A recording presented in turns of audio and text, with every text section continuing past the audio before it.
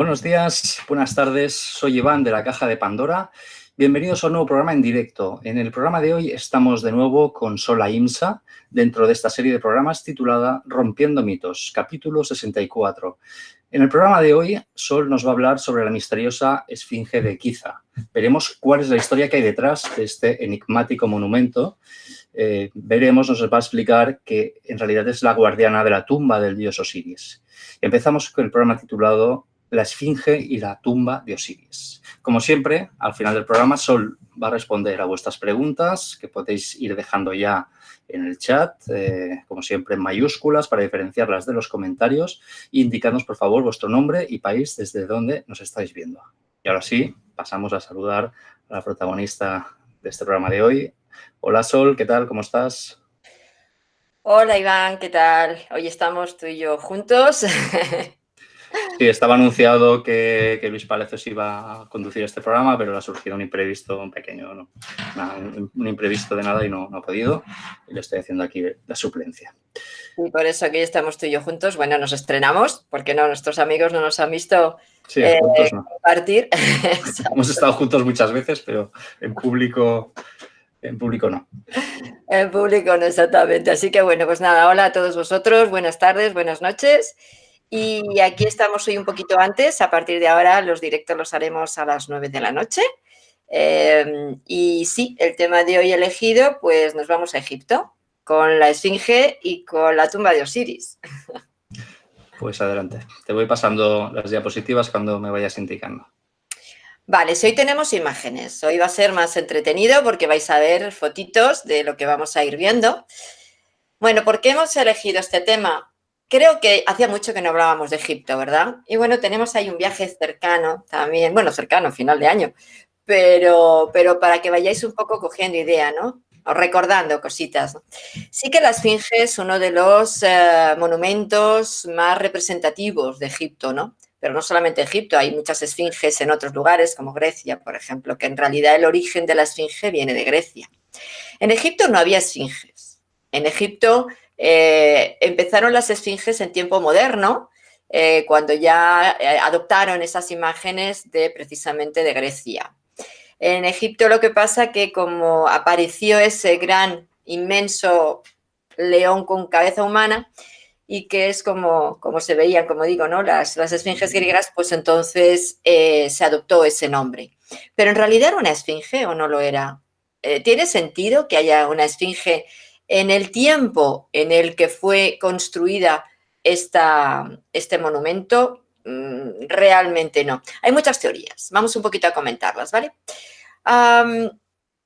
Se dice que este inmenso león, que es lo que en origen era, aunque como digo ahora veremos otras teorías, en realidad lo que hacía era vigilar o proteger todo lo que representaba ese conocimiento profundo. Es como la guardiana de los registros, ¿no? Se dice ahora desde nuestra ideología moderna, desde nuestra forma de pensar. Pero en realidad, en origen, sí que tenía que ver con toda esta sabiduría, todos estos documentos, todo lo que esos sabios en esos templos, bueno, pues desarrollaron y se ha visto que bajo la Esfinge hay una serie de cámaras, una serie de pasadizos, que bueno, pues pudiera tener que ver con esa especie de archivo inmenso, ¿no? De todo el conocimiento de nuestro planeta.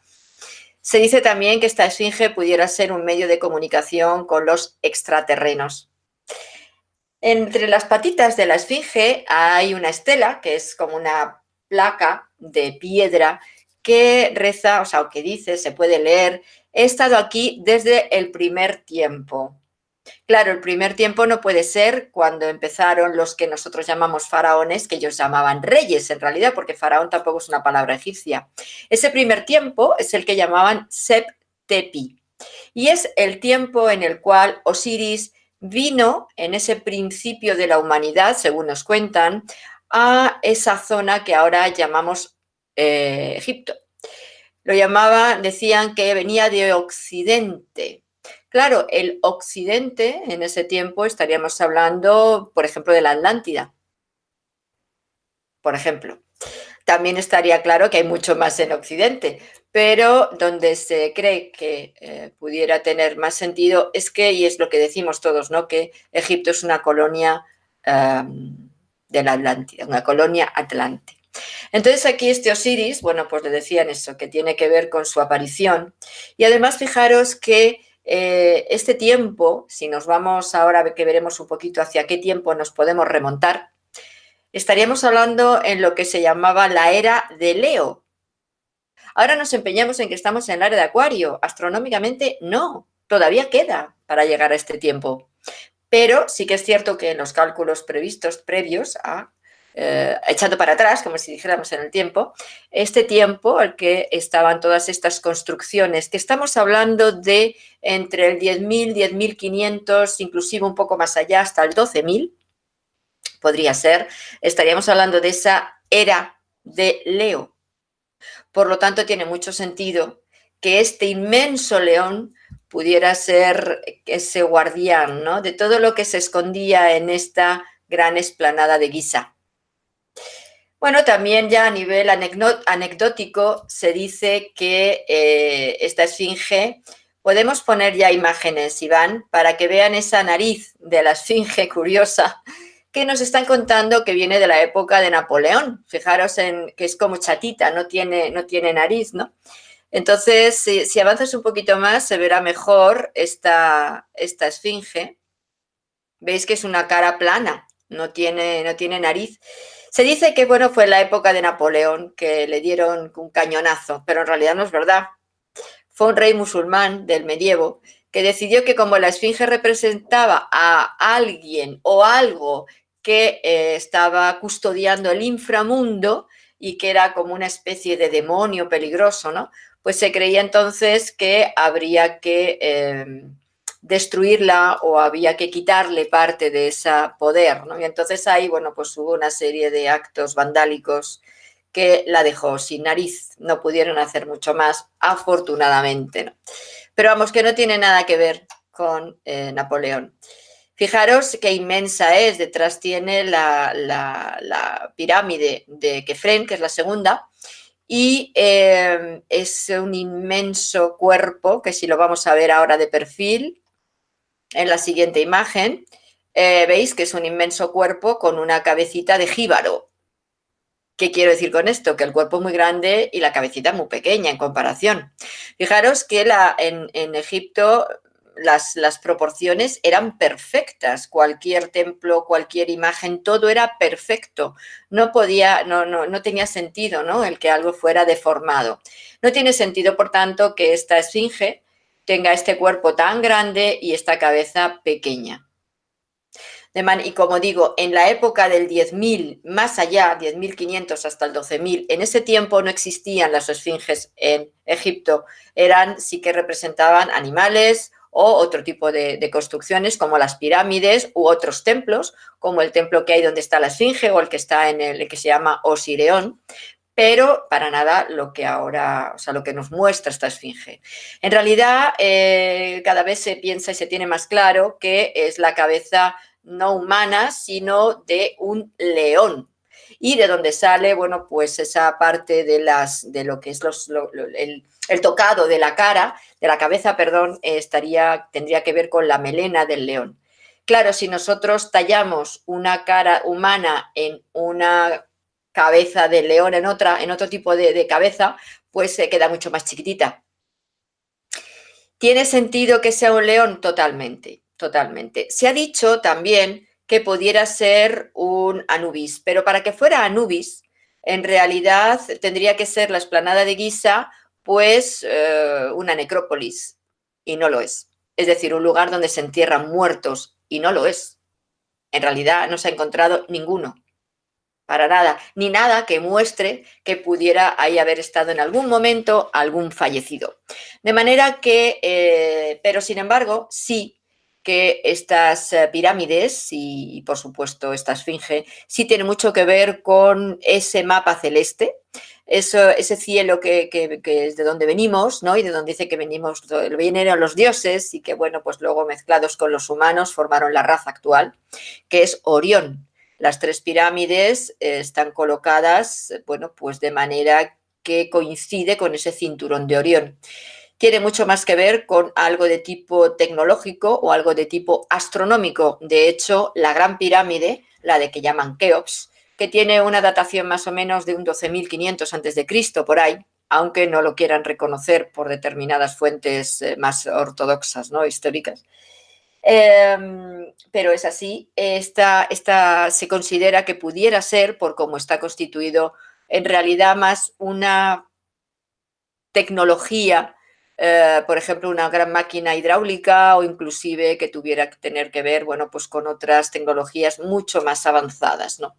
Entonces, bueno, pues si vemos la siguiente imagen, Iván, me parece que la siguiente es donde se ven exactamente. ¿Veis estas especies de entrantes en la piedra? Todo esto, tanto los alrededores de donde está la esfinge, como porque está como una especie de hundimiento. La esfinge era una gran montaña y fue labrada, ¿vale? No es que la cogieran de otro sitio y la trayeran. Era un monte y fue labrada y fue hecha el león. Entonces, bueno, pues ese alrededor que veis, en realidad está también estudiado por geólogos que están provocados por el agua, no por ni el sol, ni la tierra, ni el aire del desierto.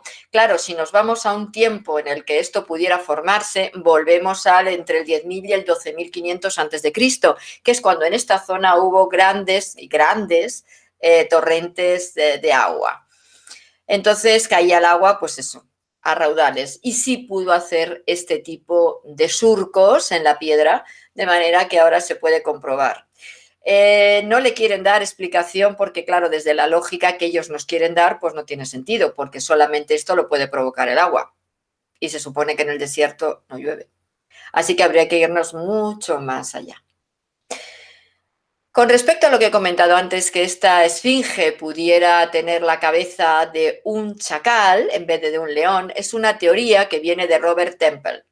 Y dice que pudiera ser porque, claro, él lo basa en que los chacales o el dios Anubis es el que llevaba el alma al inframundo, al otro lado, y que entonces pues tenía sentido, ya que Giza era un lugar de fallecido, ¿no?, de gente fallecida que los enterraban allí, pues entonces tenía sentido que fuera este Anubis, pero que como no es en realidad esto, la explanada de Giza, pues claro, no tiene mucho que ver con que sea esto un chacal en vez de un león. Se dice que pudiera haber una segunda esfinge en el lado oeste de Giza, pero porque todo lo hacían simétrico los egipcios, pero bueno, no se tiene como muy claro.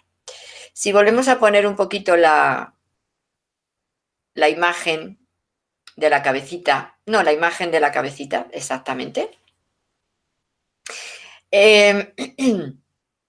Como decía, entre las patas pasa que aquí no se ve en esta foto, pero bueno, entre sus patitas está esa plancha. No se ve. Bueno, ahí sí se ve. Ahí lo podéis ver abajo, entre sus patitas, como un trocito de piedra levantado a la derecha. Ahí se ve lo que es donde está escrito, ¿no?, la inscripción de que narra el sueño que tuvo el que fue luego faraón y que, bueno, pues ahí quedó dormido y entonces pues explica un poco la historia, pero una historia moderna, porque claro, la esfinge se la encontraron construida, se la encontraron toda llena de arena, es decir, tapada, solamente era la cabecita la que salía. Entonces, claro, como digo, esto estaba mucho más, venía de mucho más allá, ¿no? Entonces, esta estela que está en el medio, como digo, se llama la estela del sueño, por el sueño de este faraón, y hay dos leones, pero no son dos esfinges, son dos leones. Es decir, encima, en el principio de la estela hay dos leones. Y debajo pone, debajo de mí tengo el conocimiento de nuestro Génesis. Fijaros, debajo de mí tengo el conocimiento de nuestro Génesis. Por eso se considera a la esfinge que es la que ha, ¿cómo decir? Es la guardiana de esos registros o esas información de ancestros, de antiguo, de origen de la humanidad, ¿vale? Vamos a ver ahora también por qué a la esfinge se le llama la guardiana de la tumba de Osiris. Si ponemos la siguiente imagen, esta, perfecto. En esta imagen veis que están las 3 pirámides arriba, bueno, y abajo también lo veis en esquema, están las 3 pirámides, y en esas pirámides veis que hay como unos caminos hacia adelante, veis, está un poco formado el dibujo de cómo debía de ser en origen. Abajo lo tenemos en esquema. Veis que en la pirámide de en medio, que pone Kefren, en la estrellita roja dice entrada a la tumba de Osiris, y más adelante pone esfinge, ahí lo veis, que lo marca Iván. Entonces, claro, la tumba de Osiris está en el camino que había entre la esfinge y la segunda pirámide, la de Kefren. Solamente, claro, aquí diréis, bueno, entonces, si está ahí la tumba de Osiris, sí tiene sentido que sea un Anubis, ¿no? Pero en realidad es que quien de origen, la construcción de origen, era el león con las pirámides. Después es cuando ahí consideraron que se debía de enterrar a este dios. En principio, ahora vamos a ver si tiene sentido o no. Cuidado, que lo llaman así, pero ahora explicaremos un poco por qué. Ya que, bueno, pues era un lugar protegido, era un lugar mágico, era un lugar realmente donde se confluían muchas energías y muchas historias para que se pudiera considerar que ahí pues, pudieran enterrar a este ser especial que fue Osiris, ¿no? Pero como digo, la esfinge es anterior, igual que las pirámides, por mucho que nos lo daten posterior. Así que aquí tenemos esta guardiana que mira al horizonte al este, donde se eleva el sol cuando amanece, y además en ese tiempo, en el 12.000 a.C., en ese momento en el horizonte muy bajita se veía la constelación de Leo, del león, justamente también, ¿no? El león representa al iniciado, representa el principio del camino iniciático, de ahí que tiene sentido con soy la guardiana del conocimiento de nuestro Génesis, y al igual que es la guardiana de los grandes secretos que tienen que ver con Egipto, pero en realidad guardiana no, guardián, como león, como digo. Bien, pues aquí vamos a ver ahora esta tumba de Osiris. Está a 61 metros de la Esfinge, no está mucho más allá, es una calzada lateral, como vemos, que está en la espalda de la Esfinge, que conecta con esta segunda pirámide, la de que llamamos Kefren. Bueno, la llamamos así porque nos han dicho que tiene que ser así, pero en realidad, en origen, como digo, no es. Entonces, si vemos en la siguiente imagen, esta, fijaros qué pozo. En la parte de arriba, que veis la tierra, es donde está la entradita, pero es una entradita minúscula a todo lo que hay dentro. Fijaros, abajo tenéis el esquema de todas las galerías que se han encontrado y las grandes galerías que van muy a fondo. Es una altura casi de 10 pisos de profundidad. El sarcófago está a 30 metros de profundidad. Total nada, ¿verdad? Bien, pues este túnel que baja hacia esta tumba fue desenterrado en 1934. Ya hace tiempo, pero hasta 1999 pues no fue realmente explorado íntegramente y curiosamente está cerrado, nunca se ha hablado de nada, ha quedado ahí en un segundo plano. Parece como que esta información salió pero luego se ha quitado del medio porque claro, no interesa, como ya se sabe, ¿no? Que muchas cosas se sepan, porque tira por tierra pues la teoría que quieren trasladarnos de cómo fue la historia, ¿no? Es un túnel, como veis, vertical, y que en realidad son 3 túneles, porque en realidad, como estáis viendo, tiene 3 niveles con diferentes salas, y es en la última, como digo, que está a 30 metros de profundidad, donde vemos esta tumba de Osiris. Si ponemos la siguiente imagen, Iván, facilitamos mejor que vean solamente la última porción. Fijaros, este sería el esquema de la parte última, y si os fijáis abajo del todo, veréis que es como, bueno, pues una especie de templete, ¿no? Como un templito que está ahí con unas columnas, con algo que está en el medio, que ahora veremos qué es, y rodeado de agua. Quedaros con el detalle, rodeado de agua. Claro, cuando bajaron, vieron una tapa, que estaba destapada la tumba, no había nada dentro, y todo lo demás estaba bajo el agua. Lo que es el sarcófago, con todo lo que donde se sostiene, es 3 veces el tamaño de la tapa. Es realmente como si fuera una isla, y vais a verlo ahora en la siguiente imagen. Vamos a ver cómo es el pozo de profundo. Ahí lo veis, fijaros cómo es de profundo. Veis imágenes abajo, un poco a la derecha, que está hecho en dibujo para que se vea un poquito cómo es lo que vamos a ver ahora. Y en la siguiente imagen vemos a un señor cuando empezaron a investigar, a indagar eso un poquito, no a excavarlo. Ahí vemos que está con agua porque estaba inundado cuando en principio hubo que sacar agua porque no se podía ver lo que estaba debajo. Y en la siguiente sí que vamos a ver cómo es esta. Ahí está. En el fondo, cuando se ve lo que es la tumba, en el fondo se ve la imagen. Lo que pasa es que la imagen, no he encontrado una foto que se vea mejor, pero en el fondo hay como una especie de placa con la figura de Osiris. Así no enterraban a los faraones o reyes como eran. Esa tumba está fuera de todo orden, es decir, nadie entiende esta tumba que hace ahí, ni por qué está ahí, ni nada. Los reyes en realidad y reinas están pues en el valle de los reyes y de las reinas, ya los tenemos todos, o casi todos, vamos, todavía no se han sacado todos, pero ahí van saliendo, ¿no? Van descubriendo cada vez más tumbas. Pero en realidad no son como esta tampoco, ¿eh? Son distintas. No es un pozo en vertical, es en horizontal, que va un poco entrando en la oquedad, ¿no? de la montaña, pero no es en vertical. Esto es algo totalmente fuera de juego, nadie entiende nada. Y además es que en el piso de arriba, pues antes de llegar aquí era una sala con varias entradas, como con varias salitas, como si fueran para, bueno, pues diferentes o para, no se sabe exactamente para qué, pero se cree que pudiera ser donde metieron todas sus propiedades, todo lo que él tenía, lo pudieron meter ahí, donde se hacían las reuniones, no sé, los rezos, pero realmente la tumba estaba abajo, ahí donde lo estáis viendo. En la siguiente imagen se va a ver mejor lo que ahora voy a explicar.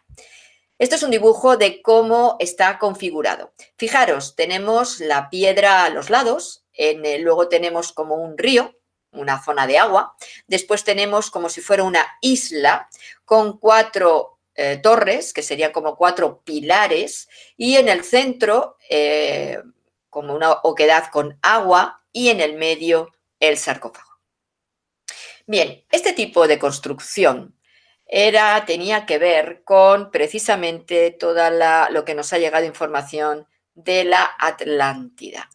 De ahí que se considere que este tipo de enterramientos o este tipo de forma de enterrar o de construir o de vivencia inclusive, ¿no? De forma de vida era muy de la zona atlante. Se ve la tapa, como veis, ¿no? Porque, bueno, como decía, el cuerpo estaba debajo del agua, todo lo que es el sarcófago estaba debajo del agua, que era eso mucho más grande. Ahí podéis ver que es como una isla en la cual hay como 4 esquinas con 4 pilares, ¿vale? Y en el cuarto pilar, en escritura jeroglífica, dice: Dios Osiris, Dios del inframundo. Que podéis decir, bueno, como era el dios del inframundo, aquí le hicieron como una especie de templo, pero no tiene sentido que le hagan un templo tan complicado, en una estructura tan complicada que era 30 metros bajo tierra. Claro, cuando se baja a este nivel, pues se ve esta isla rodeada de agua, que es como un canal y que además es la misma forma que tiene el Osireón. Si alguna vez vais a Ábidos, donde está el templo de Osiris, allí veréis que fuera hay otro templo más antiguo que no está labrado ni tiene ningún tipo de dibujo, construcciones que recuerdan, por ejemplo, a Perú o que recuerdan a Bolivia. Entonces, este tipo de construcciones no saben datarlos porque no corresponde a las típicas construcciones en Egipto posteriores, claro, sí que corresponde, por ejemplo, a las pirámides, que tampoco saben datarlas, que tampoco tienen ningún tipo de dibujo interno ni de nada, sí corresponde a ese templo que está en la explanada de la Esfinge que tampoco tiene ningún tipo de dibujo, ni de labrado, ni de nada. Es decir, todo este tipo de construcciones están fuera de tiempo y descolocan a los que son arqueólogos e historiadores, ¿no? Entonces, como digo, este templo en el Osireón, que lo encontraréis en Ábidos, está igual que aquí. Hay un canal fuera, en el centro hay como una especie de explanada de piedra, y luego está el templo al lado, donde se dice que estaría la reliquia de la cabeza de Osiris. Bueno, esta es leyenda, no se sabe. En realidad diréis, bueno, estaba hundido. Sí que es cierto que cuando el Nilo sube, pues las aguas inundan todo, pero lo están arreglando de manera que se pueda ver este templo también y se pueda entrar dentro, porque sí que han entrado dentro y no está la cabeza de Osiris, eso también es verdad, ¿vale? Entonces, bueno, pues como digo, aquí vemos este canal alrededor de esta isla de 4 pilares, que es como se describe a la Atlántida y a la ciudad de Poseidonis, que es la capital de la Atlántida, la ciudad central, ¿no? Después, como veis en los laterales, pues están estos muros, ¿no?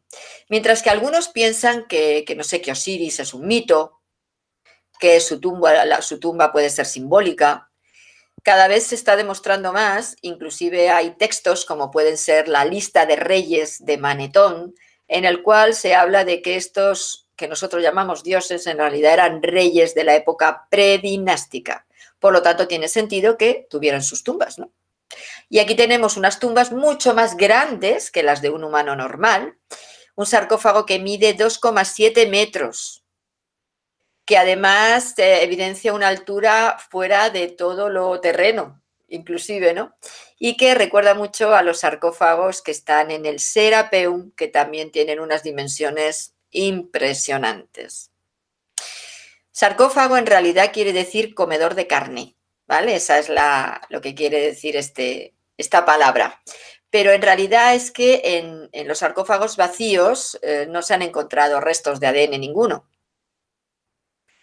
Entonces sugiere más la idea de teletransportación, es decir, que podían entrar ahí los fallecidos, sean reyes o fueran lo que fuera, y que pudieran ser teletransportados a otra dimensión, ¿no? También está la posibilidad de la transmutación de ese cuerpo físico en otras realidades. Y eso también está ahí como opción, ¿no? Entonces es posible que esta cámara de Osiris esté en relación con, por ejemplo, la apertura de un portal dimensional y que pudiera entrar a otro lugar y salir de aquí, pues en cuerpo y en alma. Quién sabe, ¿no? Lo que está claro es que no tiene sentido esta tumba. Realmente, si las pirámides son algo fuera de juego, esta tumba es totalmente fuera de juego. Ya es que no hay explicación posible, ¿no? Claro, así, bueno, pues es posible que lo descubierto en este túnel de Osiris sean vestigios de una tecnología más avanzada, quizás, porque, como digo, dentro de este sarcófago no se han encontrado tampoco restos, al igual que en el Serapeum, ¿no? Según los textos de las pirámides, la necrópolis sagrada habría servido como un portal para la resurrección y la ascensión del faraón para unirse a Osiris. Eso es lo que nos dicen los textos de las pirámides, textos posteriores a la creación de las pirámides, cuidado, ¿eh? Y cuentan que Osiris vino de las estrellas, esto sí que lo recogieron de boca en boca de lo que antes se decía, y que tras su resurrección, pues se fue a Orión. De ahí que se relaciona, estas 3 pirámides están colocadas tal cual estaba el cinturón de Orión. Y Orión para los egipcios tenía que ver con este Osiris, al igual que la estrella la estrella Sirio tenía que ver con Isis. Los antiguos egipcios describen la Gran Pirámide como si fuera esta máquina de resurrección, en la cual, pues, el sarcófago que está en ella, que tampoco se han encontrado vestigios de nada, pudiera ser ese lugar de teletransportación, al igual que los sarcófagos que hay en el Serapeum. Pueda ser. Pero también, si consideramos que esta gran pirámide pueda ser una gran máquina hidráulica o nuclear, como también se ha dicho, o de otro tipo, una gran tecnología avanzada, también tiene sentido que ese sarcófago, que en realidad no lo era, sino era un cajón donde pudieran meter pues determinados compuestos o inclusive agua para formar electricidad. Habría que estudiarlo, ya lo investigo y os lo cuento. Así que, por tanto, esta esfinge tiene sentido, como decía al principio, que en origen fuera león y no fuera un Anubis, porque en realidad Anubis habla de muerte, muerte, pero no habla de resurrección. Para estos tiempos, de esta imagen que habéis visto de la tumba de Osiris, o de la Esfinge, o de las pirámides, para este tiempo Anubis no tenía tampoco la relación con ser el guardián de los muertos. No, no tenía este sentido. ¿Por qué no lo tenía? Porque en realidad en ese tiempo no había muerte como la que nosotros conocemos. Los cuerpos se transformaban en otras cosas, otras realidades, saltaban a otros espacios, eran otra situación diferente a la que ahora conocemos. Por tanto, en realidad estaba mucho más este león como mirando al este, por donde se levantaba el sol, o Ra, esa barca de Ra que llevaba al dios, que luego lo adoptaron como que a los muertos se los llevaba al otro lado, ¿no? Pero que se comunicaba como si fuera una especie de nave, ¿no? Que se llevaba a estos seres a sus lugares de origen. Y tenemos a este león vigilando para que no haya ningún peligro y guardando los secretos, que es para lo que realmente servía este gran león, como digo, que llamamos ahora esfinge. Claro, aquí podemos entender que sea un lugar telúricamente muy importante, que haya que tener cuidado también en cómo se comunica y cómo conectamos con la energía de este lugar. Tenemos que hacerlo desde la plena conciencia y ser con una energía muy positiva y elevada, ¿no? Entonces, y además, como decía, si las vemos como plantas de energía muy sofisticadas, pues tendríamos ahí un lugar donde pudiera ser esa apertura de portales, que en realidad es un poco lo que nos mostraría esa tumba, ¿no?, de Osiris que acabáis de ver. Bien, es otra idea que os estoy mostrando, pero no es una idea fantasiosa. Estáis viendo imágenes reales y podemos encontrar textos que avalan, y como he comentado, ¿no?, la misma estela que está entre las patitas de la pirámide, el listado de Manetón, los estudios que se han hecho, y que además tenemos los escritos de Platón con respecto a la Atlántida, y que de ahí podemos sacar mucha información, y además que ya se está viendo que son reales lo que nos ha contado Platón, no es una imaginación que él, bueno, pues se inventó, no, realmente lo sacó de un sacerdote egipcio, Solón, y luego él hizo sus textos explicando lo que, bueno, pues estos sacerdotes le contaron como el origen del mundo egipcio. Así que fijaros si tiene importancia todo esto, si es diferente a lo que estamos acostumbrados a escuchar, ¿no? Bueno, en otro vídeo ampliaremos el tema de la pirámide para no alargarnos mucho más y que podamos responder a vuestras preguntas. Creo que ahora ha quedado más o menos claro lo que hablábamos hoy, que era de esta esfinge y de esta tumba de Osiris. Y bueno, si queréis más, pues ya sabéis, allí lo tenemos in situ para que podáis conectar con estos lugares y, por supuesto, claro, yo sé dónde están. Así que os puedo decir, ahí está la tumba de Osiris y todo lo demás que está en este maravilloso recorrido a través del Nilo, que es la Kundalini de Egipto, y que hay tanto, tanto, tanto que aprender. Muy bien, Sol. Pues bueno, han llegado unas cuantas preguntas. Mientras llegan algunas más, vamos a aprovechar, ya que lo has sacado a colación, este viaje que tienes a final de este año 2019 a Egipto. A ver, vamos a compartir la pantalla. Ahí está. Bueno, tenéis aquí toda la información en nuestra web aulaspandora.com, en la sección Viajes Conscientes, enseguida lo veréis. Es del 29 de noviembre al 9 de diciembre. 11 días y 10 noches. Aquí tenéis todos los datos de contacto, toda la información. Y bueno, no sé, yo aprovecharía muy mucho ir a Egipto, si queréis ir a Egipto, aprovechar ir con Sol, porque va a merecer la pena y, como ha dicho, pues conoce los lugares exactos, lugares secretos que los guías convencionales no van a visitar. No sé si quieres añadir alguna cosita más acerca de este viaje. Sí, en este viaje tenemos diferentes cosas muy buenas y relevantes. Vamos a estar dentro de esa esfinge, no dentro de ella, porque no dejan, pero en el recinto de la esfinge. Vamos a estar entre las patas de la esfinge, vamos a poder ver esa estela, vamos a estar ahí, in situ, tocando. La energía que desprende la esfinge es impresionante. Cuando estuvimos en el viaje anterior, por mucho frío que hacía a los alrededores, porque claro, estaremos solos, no va a haber nadie, vamos a estar nosotros solos dentro. Bueno, pues hacía mucho frío, claro que sí, pero aunque hacía mucho frío, sin embargo, entre las patitas que estábamos muy calientes. O sea, la energía que desprende es muy grande y muy bonita, ¿no? Además. Y vamos a hacer allí meditaciones y vamos además a hacer también, vamos a abrir los registros. Vamos a abrir los registros. En este curso, en este viaje, cosa que no he hecho anteriormente, vamos también a enseñar, os voy a enseñar a abrir los registros, ¿vale? O sea, vamos a aprender a abrir vuestros registros, eso sí, aprenderéis los vuestros para que luego este día, cuando estemos en la esfinge, podáis abrirlos y ver de qué hay en vuestros registros que tengan que ver con esos tiempos. Creo que va a ser algo muy bonito.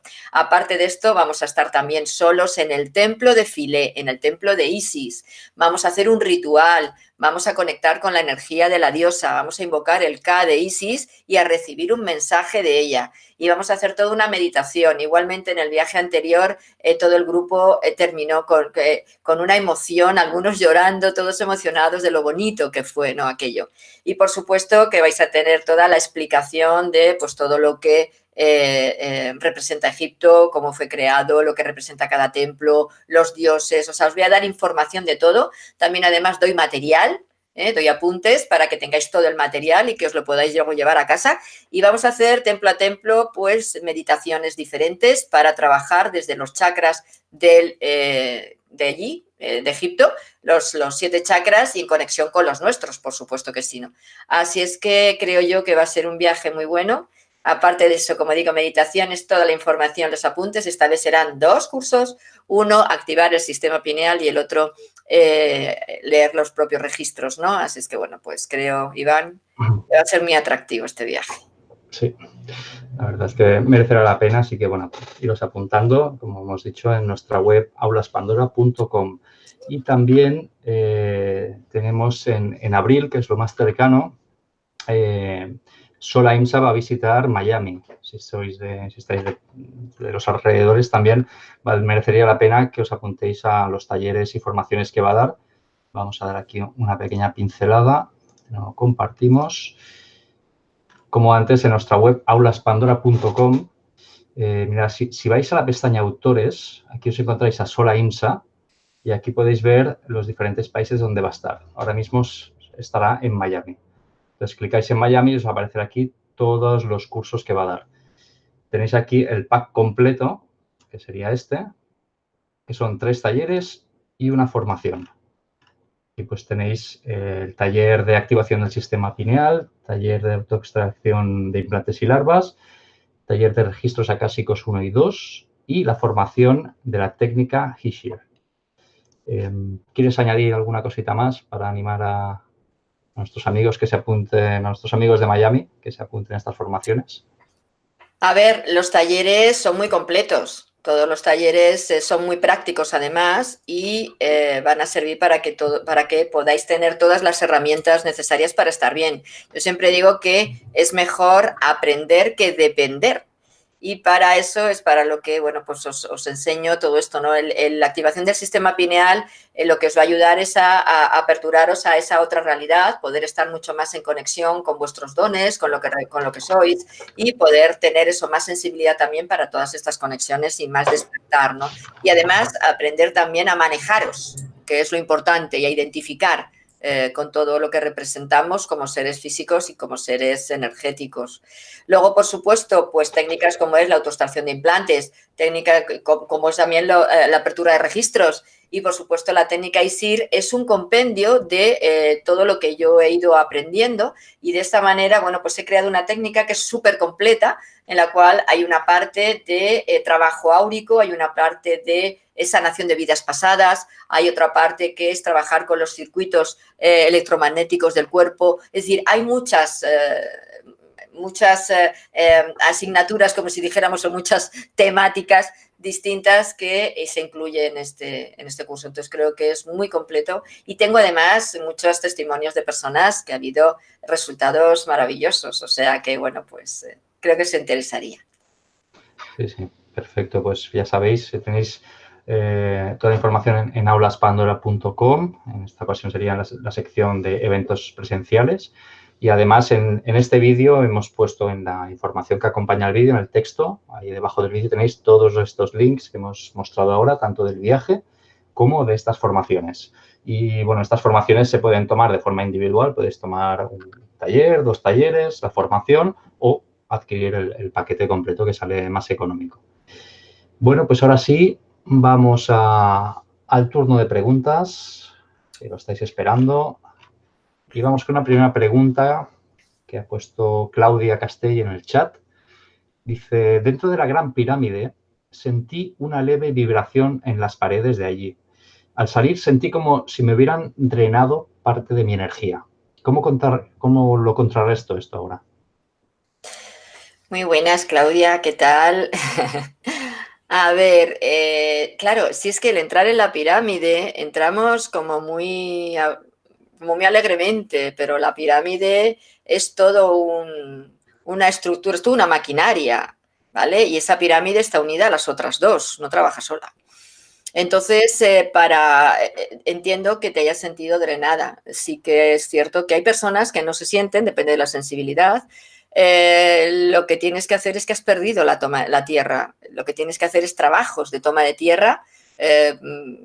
Ya ahí no sé si tú haces a lo mejor yoga, qigong o algún tipo de meditación que te ayude a conectarte con la tierra, pero normalmente cuando sucede esto hay un drenaje fuerte, nos sentimos como que nos hemos agotado, que nos hemos desfondado, es porque con lo que estemos conectando han alterado nuestras raíces, que es por donde nosotros cogemos la energía, es de la Tierra, no de arriba, no del universo, es de la Tierra y de los 4 elementos que nos rodean, y por tanto lo que hay que es volver a conectar y volver a recuperar esa conexión y verás que es inmediato la recuperación.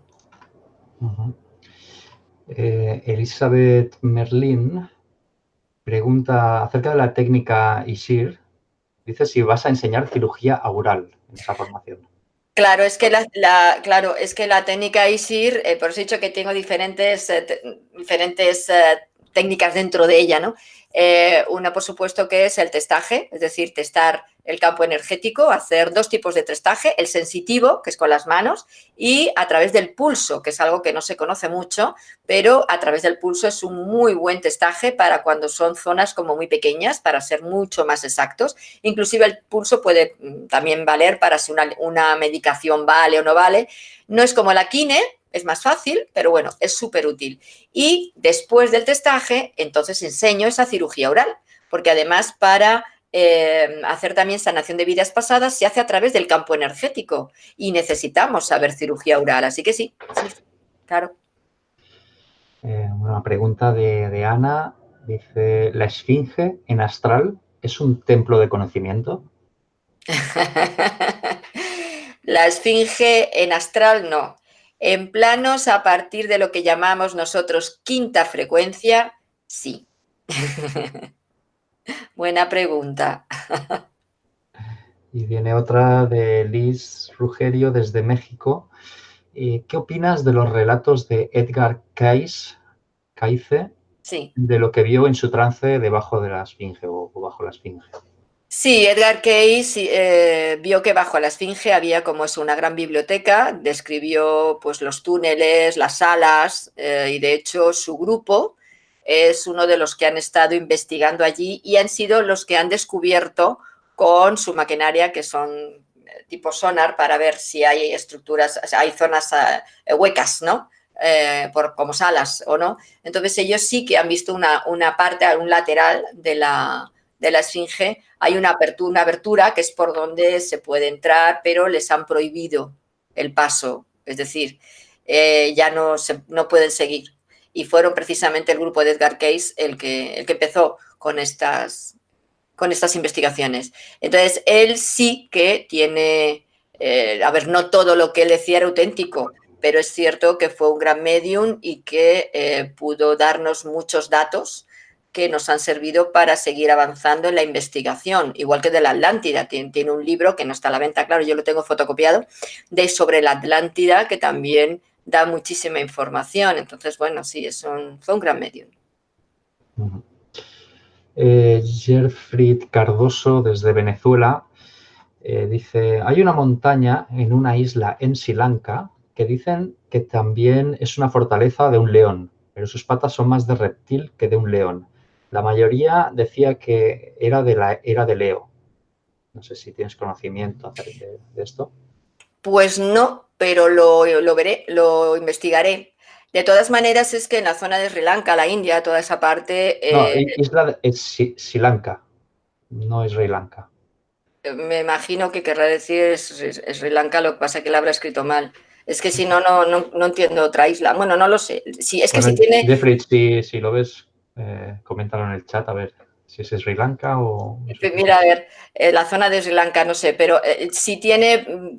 A ver, puede ser un león, es que no lo conozco, pero si tiene apariencia reptil, desde luego eso no será un león, será una mitad y mitad. Y es que donde más están esas imágenes en las cuales de cintura para abajo son reptil y de cintura para arriba es humano o de otro animal, es justamente la zona de la India, por eso me he ido para allá, pero a lo mejor me equivoco. Lo estoy hablando por lo que yo conozco, pero no conozco esa imagen, ¿vale? Pero vamos, que lo investigaré. Pero sí necesito el sitio, claro. Mira, no, sí, he hecho un Google mientras hablabas y sí, es Sri Lanka. Claro, incluso Sri Lanka. Tengo por aquí una imagen para mostrar. Es Sri Lanka, porque es que si no, ese sonido no pegaba otra cosa.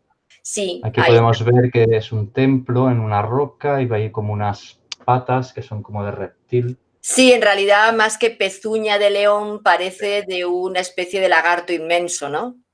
Más en sí que un reptil serpiente, por ejemplo. Parece más tipo lagarto. Claro, es distinto. Y es que es en esa zona, pues digo, es que en esa zona de la India, que no lo conocía, pero es que en esa zona donde está ese tipo de figuras que son más reptilianas y sepetiformes. Y no estoy hablando de los reptilianos malos, cuidado, no estoy hablando de eso. Digo que son más formas reptiles y serpientes. Vamos a por otra pregunta. Bueno, esta quizás se aleja un poco del tema de la esfinge. Dice Ángeles Carcavilla desde España. ¿Qué es ese bolsito que lleva Enki y otros dioses? Ese bolsito que aparece en muchas imágenes. Sí, el bolsito que es como una cajita que lleva, que en realidad no se sabe muy bien lo que es. Dicen que si pudiera ser, pues como, claro, lo traducen pues desde el punto de vista de creadores de la humanidad, como si fuera donde estaba la información o el ADN, ¿no?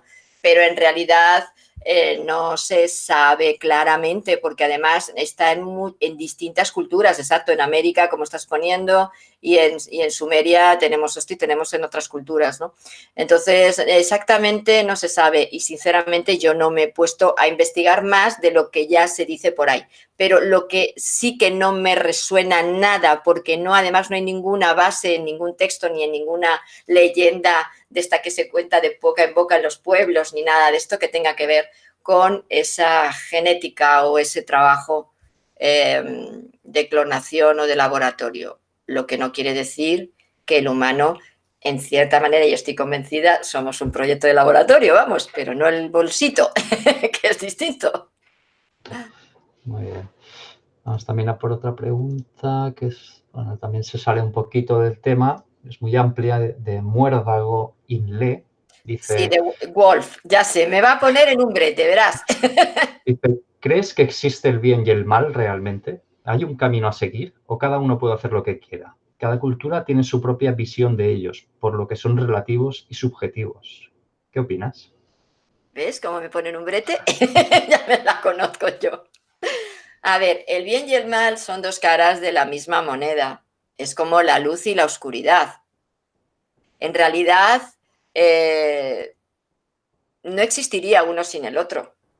Claro, nosotros en este plano que es dual, hablamos de bien y de mal, pero en otros planos no se hablaría de bien y de mal, sino de dos realidades que se interconectan las unas con las otras, ¿no? ¿Existen nosotros? Pues lógicamente vivimos en un mundo de dualidad y entonces consideramos malo aquello que daña, lógicamente, y bueno lo que beneficia, ¿no? ¿Pero por qué? Pues porque esa dualidad es la que tenemos que integrar en nosotros. ¿Quiere decir que tenemos que rechazar esa parte nuestra oscura? En realidad yo no lo veo así. Lo que tenemos es que aprender a canalizarla, porque a fin de cuentas todo es energía y en esa parte oscura también hay mucha energía. Es decir, está toda nuestra energía, nuestra intención. Y eso, si nosotros aprendemos a canalizarlo de una manera adecuada y productiva, por supuesto que hay mucha posibilidad de que nos haga crecer enormemente y además aprender mucho, porque también hay mucho conocimiento en ese lado nuestro. Entonces, lo que no tenemos es que tenerle miedo a las sombras, ¿vale? Pero sí, claro que eso está ahí. Muy bien, pues ha salido bien de ese brete que te habían puesto. No sé si he salido bien. Bueno, Ya veremos. ahora viene unas cuantas preguntas relacionadas con los sarcófagos y yo acerca de esto tenía que hacerte una, que cuando estabas hablando de qué son los sarcófagos has mencionado que podían ser cámaras de teletransportes para transportarse a otras dimensiones y yo te quería sacar a colación una de mis series fetiche o series de referencia como es Stargate. Es una serie muy basada en temas egipcios y en esa serie aparecen estos sarcófagos y los utilizan como cámaras regeneradoras o sanadoras para alargarse la vida. Sí, también es otra opción que se digan, que se dice, pero en realidad los que llamamos dioses eran seres que vivían muchos más años que nosotros, muchos más años, porque su constitución era así. Y esto no lo saco de mi invención, sino en Manetón, como digo, que era un sacerdote egipcio, ya hablaba de los años que vivían cada rey, ¿no? Entonces, cada uno de ellos. Entonces, en realidad, que pudieran ser, a ver, no se puede negar nada, Iván, pero yo no en todo lo que llevo investigado, en todo lo que llevo visto, nunca nada me ha llevado a pensar que pudiera ser de regeneración y sí me ha llevado a pensar que pueda ser más de teletransportación, pero sin embargo, por ejemplo, y estoy hablando del Serapeum, pero por ejemplo, mira, el que está en la Gran Pirámide, pues a lo mejor, precisamente por lo que representa esa Gran Pirámide como tecnología muy avanzada, pudiera ser, ahí sí que se podría incorporar el concepto de regeneración, fíjate, ahí sí. Pero en lo que son, por ejemplo, el Serapeum, no, es más teletransportación. Pues mira, acerca del sarcófago de Keops, que mencionabas ahora, Nico Arguiz dice, ¿qué ocurre si te metes a meditar unos segundos en el sarcófago de Keops? Me colé cuando fui y creo que me afectó de alguna manera. ¿Crees que puede pasar algo así? Yo no me metería, lo tengo claro, vamos, o sea, lo tengo claro. Es que os metéis en todos los lados. Este es de los que va a los museos y lo toca todo, seguro. Claro, fíjate, cuando en uno de los viajes, cuando fuimos al Serapeum, se metieron dentro de los sarcófagos en el Serapeum cuando está prohibido, porque además es que ahí además hay un riesgo vital, porque ahí se esconden también escorpiones y ¿cómo se llaman? Y cobras, o sea, que encima, pero es una barbaridad. Claro que os afecta, por supuesto que sí, porque además ahí también se han hecho rituales y rituales sin saber, no todos los que lo han hecho sabían lo que estaban haciendo, ¿vale? Algunos sí, pues otros no. Entonces, es un riesgo el meterse en este tipo de... Sí, sí. Yo en uno de mis grupos también, una de las chiquitas que se metió dentro, que claro, los guías de allí, o sea, los que están allí, los cuidadores, por una propina, pues te dicen, ¿no? Métase que yo le dejo, aunque esté prohibido. Y esta chica, cuando no me dijeron nada, porque claro, yo ya lo dije que por favor no hagan eso porque era un riesgo vital, entonces le dio cosa decírmelo porque no había hecho caso, y pidió ayuda a otra chica del grupo, salió malísima. Dijo que le daba la sensación de que no iba a poder salir porque lo que sentía era que algo la sacaba del cuerpo. Salió aterrada, pero aterrada. Y la otra niña, en vez de llamarme a mí, porque es que la hubiera podido pasar algo, pues entonces se las apañaron bien solas, menos mal, pero la hubiera podido pasar algo. Entonces, por favor, no os metáis en así, ¿no? Y también de los sarcófagos, había una pregunta de Alex Walendowski, pero creo que ya, bueno, usted ya la ha respondido, que preguntaba, ¿estos sarcófagos podrían ser máquinas para transportar el espíritu a otras dimensiones? Sí, claro, en realidad estaríamos hablando de esta teletransportación, puede ser en cuerpo o puede ser su ser interno, ¿vale? Entonces, también los cuerpos de estos seres de antes no eran como los nuestros, eran mucho más sutiles, era otra cosa. Entonces, sí, perfectamente también podría ser, ¿por qué no? Y también este mismo amigo, Alex, te pregunta acerca de, creo que debe ser acerca de la tumba de Osiris, ese 3D que has puesto con el agua y las columnas. Dice, el agua, como es su función en magia, la magia, ¿no podría ser útil para posibilitar el viaje del alma? A ver, el agua sí, era simbólicamente ayuda, pero el que tanto en el Osireón como en la tumba de Osiris estuviera así configurada, con ese canal de agua alrededor, es que precisamente es porque él es el rey del inframundo y para entrar en el inframundo, por la tradición que hay, la creencia no solamente en Egipto, también en otras culturas, se hace a través de ese agua, que es como el fluido en realidad, ¿vale? Como un fluido que se traduce como agua y entonces se atraviesa esa capa que es la que nos lleva a ese inframundo. Por ejemplo, en Sumeria, Enki era el dios que le llamaban también del inframundo, de la Apsu, que había que introducirse también a través del agua. Entonces, sí, ese Poseidón también en antiguo, en origen, no era el dios del mar, era el dios de la tierra. Y en la tierra estaba el agua, por lo tanto era el dios de la tierra y del mar. Por eso Poseidón es como Enki, es el mismo dios en distintas culturas, que es Osiris también. Entonces, sí, siempre está esta relación por esta conexión con ese inconsciente que en realidad es la parte nuestra que estaría en conexión con ese inframundo y que es donde está toda la información de lo que somos, ¿no? Entonces sí, estaría... Sí, correcto. Muy bien. Bueno, y Muérdago Inle comentaba acerca de este amigo que se había metido dentro del sarcófago. Le replica, dice, eso es patrimonio de la humanidad, no os podéis meter allí porque os lo cargáis y las generaciones futuras no podrán disfrutar de ello. Más sensibilidades con los bienes histórico-artísticos, por favor. Uy, pues con todas las barbaridades que se hace allí, yo es que uf, por Dios. Sí, sí. ¿Cuántos selfies dentro de los sarcófagos de haber en Instagram? Ya te digo. Muy bien. Vamos con Natalie Lozano, desde Panamá. Dice, ¿qué impresiones tienes sobre la energía de Horus? Me siento atraída a trabajar con esa deidad. A ver, Horus, que es el hijo de Osiris, estaría en relación, si me voy a otras culturas o a otras creencias, se dice que está en relación con la energía del Cristo, como de Jesús, ¿no? En realidad Horus es el guerrero. Horus en egipcio en realidad era Ur. Está representado por el halcón porque es el que ve más lejos y por tanto está más conectado con la luz. Y la luz se dice eso, Ur. Lo que pasa es que luego nosotros lo traducimos como Horus. En realidad representaría esa luz, esa guía.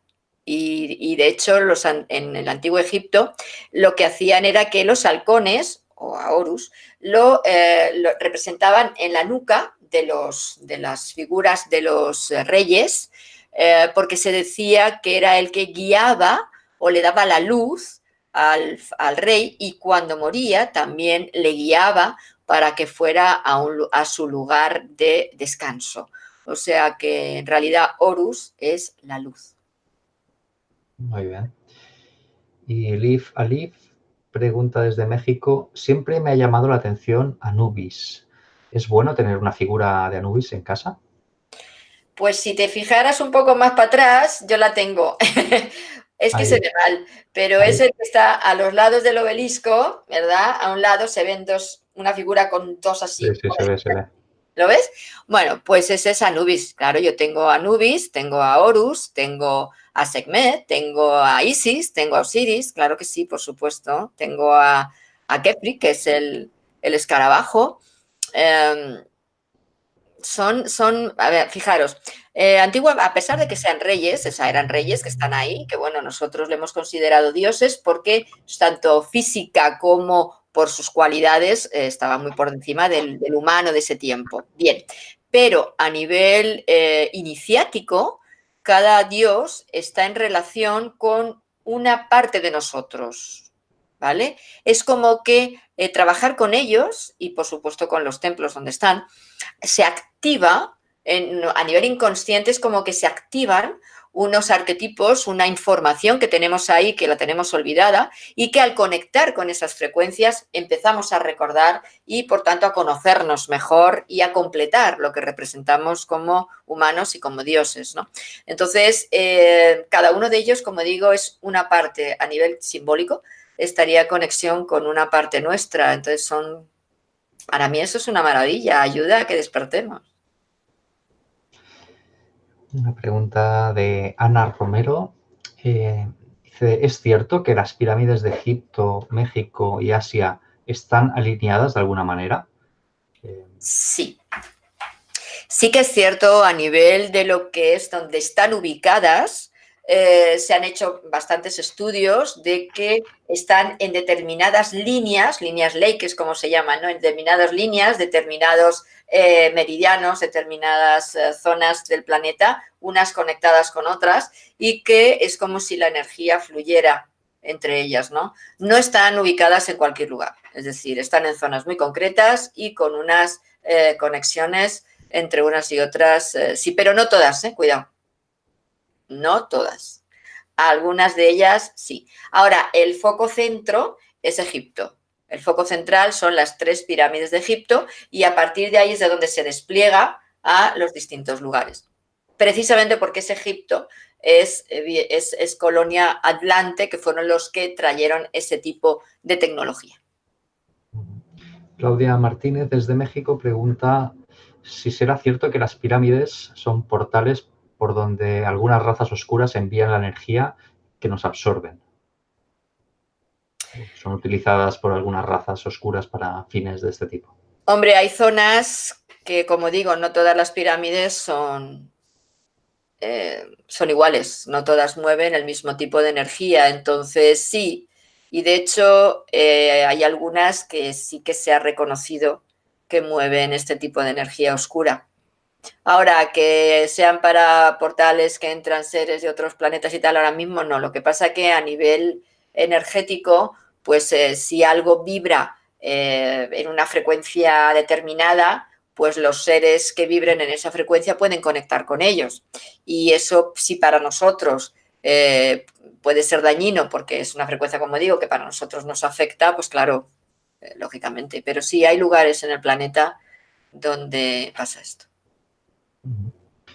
Y vamos con una pregunta de Gabriela desde México, que te pregunta sobre la teoría de las dos esfinges. Creo que en tu presentación las pasado así, las has mencionado, pero no has profundizado. No sé si quieres puntualizar algo. Sí, lo que se decía yo en la exposición es que siempre en Egipto todo es doble, es simétrico. La simetría es la que regía sus construcciones y la perfección en las medidas. Por eso decía que la esfinge no tiene sentido que tenga cabeza jíbara, es decir, más pequeñita que el cuerpo, es que está desproporcionadísima. Eso no es para el tiempo donde estaban estas construcciones perfectas, como es el tiempo en el que se hizo la esfinge. Entonces sí se dice, se cree, lo que pasa es que no se ha encontrado y pudiera ser que fuera destruida o que el desierto lo haya se lo haya absorbido, porque claro, la arena del desierto va ganando terreno, ¿no?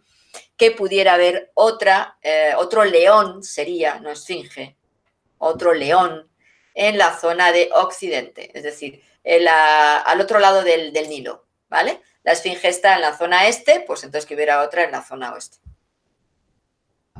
Entonces, ¿tú crees que puede haber enterrado bajo el suelo del desierto, bajo la arena, puede haber todavía muchos secretos que pueden ser descubiertos en los tiempos venideros?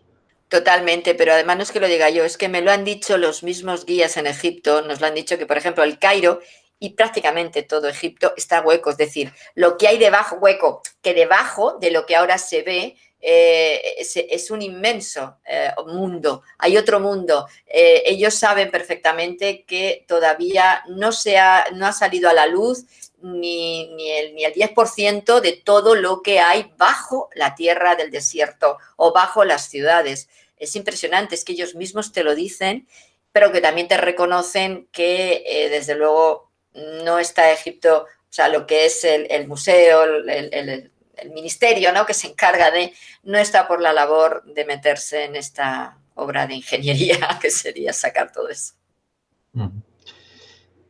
Una pregunta de Antonio desde Palencia, desde España. Es una pregunta interesante que creo que lo hemos tratado en alguno de los programas, que dice, ¿qué piensas de tatuarse símbolos sin tan siquiera saber lo que significan? Estamos hablando de Egipto, hay muchos tatuajes con símbolos egipcios y demás. Es una práctica que puede ser peligrosa. A ver, todo símbolo es un programa. Es algo que tú te programas en tu cuerpo. Y tu cuerpo no solamente es lo que ves, la carne, también es la energía. Por lo tanto, tú estás poniéndote algo en tu cuerpo físico y energético que es un programa que tú no sabes lo que es y, por tanto, estás alterando lo que es tu programa de vida y tu programa espiritual de alma. Por supuesto que sí. Pero no solamente esto, es que además tienes que tener muy claro dónde te pones. En el caso de que sea uno bueno, por ejemplo, la llave, lo que llamamos el Ankh, que es como realmente se llama ANJ, que es como se escribe, no como otras, lo veréis por ahí, ANKH, es ANJ, Ankh, que quiere decir vida, ni cruz, ni llave, ni nada. Bien, pues el Ankh es algo positivo, representa la vida en este plano y en otros, es decir, la vida. Bien, es positivo, es un símbolo bueno, podríamos ponérnoslo, pero hay que tener en cuenta dónde. Nunca encima de un chakra, porque podemos dañarnos el chakra, es una agresión. Nunca sobre un meridiano, porque podemos alterarlo y bloquearlo. Es decir, hay que saber dónde ponernos las cosas y lo que nos ponemos. Aunque desde mi punto de vista, lo mejor es no ponerse nada. Otra cosa es como lo hacían los antiguos, que era pintura. No se labraban, o sea, no se lo clavaban, era pintura. Pero bueno, algunos es verdad, estoy recordando algunos que lo hacían, pero si es pintura no pasa nada, luego se borra. Pero aún así, tenemos que saber siempre lo que ponemos. Bueno, es decir, que un buen salón de tatuaje tendría que ser también experto en historia y en medicina china para saber dónde están los meridianos. Y en simbología, Simbología. Sí. Sí. Bueno, si conocéis algún estudio de tatuajes de este estilo, pues decidlo porque tendría un buen reportaje. Sí. Estamos ya terminando, queda muy poquito. Vamos a hacer un par de preguntas más y ya terminaremos. Conciencia Luminosa desde Uruguay dice si las pirámides podrían ser portales a ciudades intraterrenas, si podría estar la Atlántida todavía en la parte intraterrena. A ver, no se considera que las pirámides den acceso a ciudades intraterrenas. Sí que abren portales, pero no, en principio hacia el mundo intraterreno no es su cometido, ¿vale? Y la Atlántida no es un lugar intraterreno. La Atlántida fue un continente que existió y que cada vez hay más estudios que lo están ubicando en el sur de España y el norte de África, ¿vale? En la zona del Estrecho. Ahí es donde estaba la Atlántida. Y era un continente, pues como ahora los que tenemos a la vista. Entonces, no hay, no, dices, bueno, pero entonces la Atlántida no puede haberse trasladado a... No tiene sentido que sucediera eso si los que vivieron en la Atlántida son los que luego, al hundirse la Atlántida, hicieron, por ejemplo, Egipto. Otros se fueron a América, otros se fueron a la India, otros se quedaron en España, que eran los tartesos, Tarsis, que es como se llamaba. No tiene sentido, ¿vale? Entonces, no, en principio no. Igual que Mu, tampoco. Mu es lo que muchos llamaréis Lemuria, en el Pacífico, pero en realidad se llamaba Mu, tampoco, se hundió y se hundió. Y estos seres se desplazaron al continente americano y ahí sí que hicieron algunos vivieron en zona intraterrena y otros no. Entonces no están en astral. Bueno, ya para cerrar el programa de hoy, vamos con una última pregunta de Mike Bravo desde Colombia. Es una pregunta muy genérica, muy de opinión, digamos, casi. Sol, ¿por qué crees que se intentan esconder este tipo de verdades antiguas? Céntrate en el tema de por ejemplo, de Egipto, la Esfinge, esto que hemos hablado. Claro, porque habría que cambiar la historia. Si aceptan todos los descubrimientos nuevos que empezaron, bueno, nuevos, que ya llevan tiempo, pero quiero decir, todas estas nuevas pruebas y estudios nuevos y todo lo que se está recuperando, habría que cambiar la historia. Por eso, cuando ya son investigaciones que no sabrían darle una explicación dentro de lo que ellos han ido estructurando, ¿qué hacen? Bloquean, prohíben, lo paran, porque no saben manejarlo. Entonces, habría que reescribir la historia y eso pues no interesa, porque entonces eso también nos lleva a conectarnos con lo extraterreno.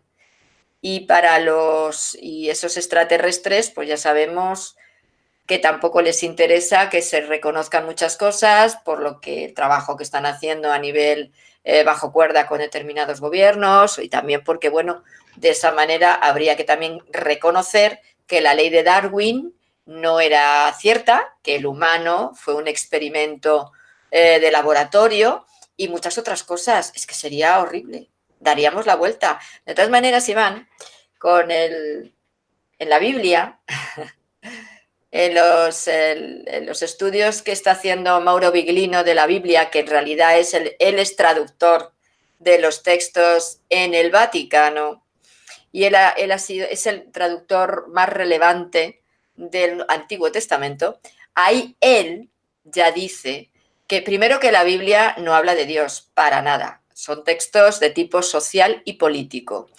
Pero además, él, que me quedé alucinada cuando lo leí en uno de sus libros, reconoce y además te da todas las explicaciones desde la lógica, que ya sacaré un documento explicando todo esto, que ahí en la misma Biblia se puede entresacar esa información de que realmente el humano es un proyecto de laboratorio. Muy curioso fue ese dato. Muy bien, Sol, pues nos quedamos con esto y bueno, nos emplazamos para seguir ampliando información en siguientes programas de Rompiendo Mitos. Ya, el siguiente supongo que será dentro de 15 días, ¿puede ser?